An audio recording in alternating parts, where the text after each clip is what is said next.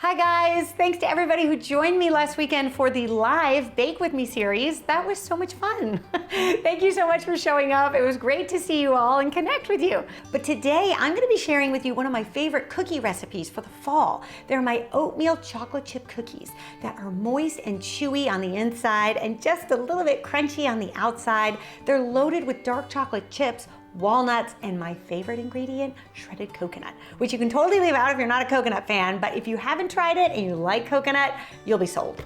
So you want to start with room temperature butter. That's just going to help the butter combine well with the sugar. If you have cold butter, it doesn't seem to work as well and it takes longer.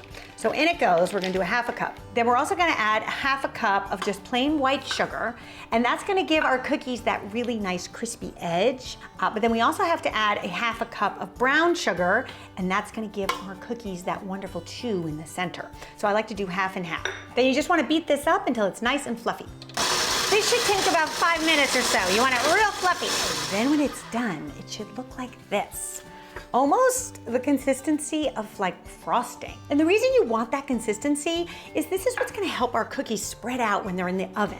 I find if you have trouble with your cookies spreading and sometimes they just look like kind of those dense, thick little rocks, it's usually because the butter and the sugar were not beaten long enough. So that's a little tip for you. Then we're also gonna add 1 egg, and then we're also gonna use a full tablespoon of vanilla extract. I know that might sound like a lot, but I find with cookies, I'd rather not put as much sugar in them and put more vanilla in them. Because the vanilla just gives you more flavor anyway, as well as a little bit of sweetness. So that's what I do. And they taste pretty good. Okay, let's talk about the 2 arch enemies to a great tasting oatmeal cookie. Number 1 is too much oatmeal. Now I know that might sound counterintuitive, but if you put too much oatmeal in an oatmeal cookie, they end up becoming like really dense, almost like those little rocks. I know, we've all had them, you know what I'm talking about. And that's usually too much oatmeal. If you put too much flour in an oatmeal cookie, they're gonna be really cakey, which some people like that. So if you like that, I would add a 1/4 cup more than what I'm adding here to your cookie. But I like a really nice chewy oatmeal cookie, and the only way to get that is to pull back on the flour. That's what we're gonna do here. So I have 3/4 cup of each, and then to my flour, I'm going to add a half a teaspoon of baking soda.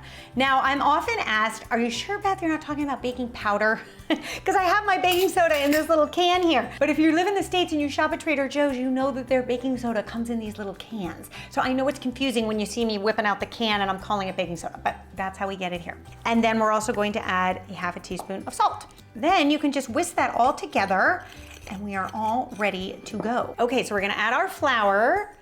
I would just maybe add a little bit at a time so it doesn't go everywhere. Okay, then just scrape down the bowl before we add the oatmeal.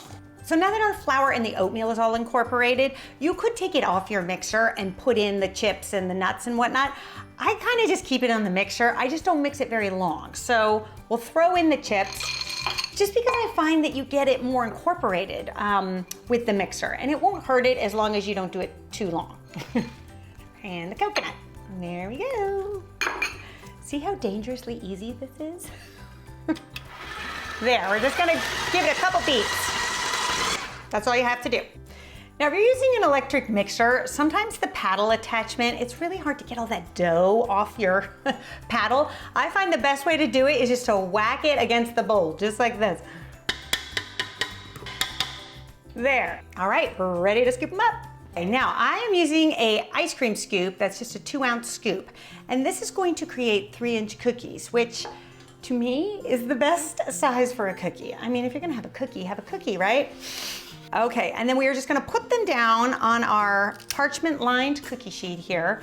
So there is no need to refrigerate this dough first. In fact, I think it's actually better if you go right from the mixing to the scooping to the oven, because then you'll just get the best texture.